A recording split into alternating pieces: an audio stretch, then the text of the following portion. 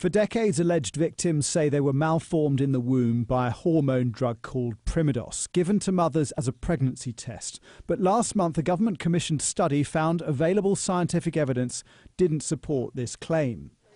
MPs and campaigners have condemned the study, some calling it a whitewash.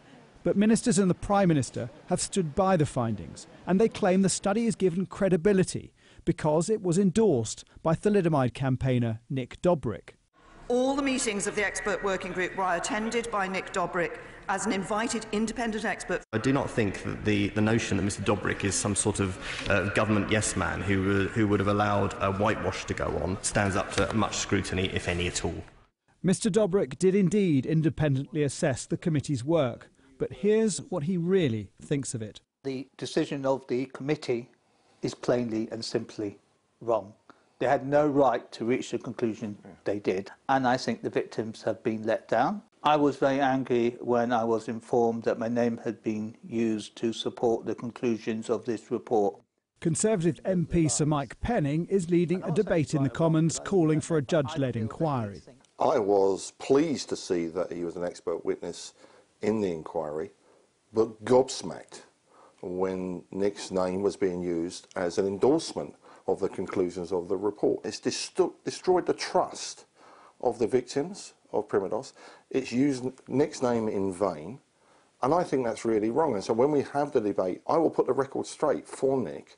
It is hugely embarrassing for the government. Mr Dobrik also feels the committee veered from its remit, making it less likely that they would produce a helpful conclusion for the victims. If anyone looks very carefully at what the remit was agreed at the very beginning of the inquiry, and then the answers at the end of the inquiry, they were answering two completely different questions. A study conducted in Aberdeen by Dr Neil Vargason shows the drug deformed fish embryos. It's the most up-to-date scientific test of the drug, and Nick Dobrik says it should have been taken more seriously. Neil Vargason's work, which he presented to the committee, was very, very compelling. Given that he threw new light on the subject, it is just flabbergasted that the committee didn't say at that stage, hold on a moment, we could get to the bottom of the answer to this, let's continue that work.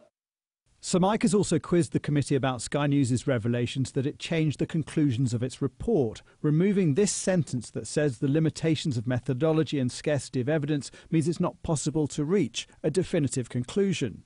There was a delay in the publication, and then they published a report which, in certain areas, was fundamentally different. And when we asked the question why, and I think you've asked the question of them as well, they said, well, we were under pressure to strengthen the report. Under pressure from who? The MHRA has told Sky News that it is normal practice for the Commission on Human Medicines to critically review the way the science is presented.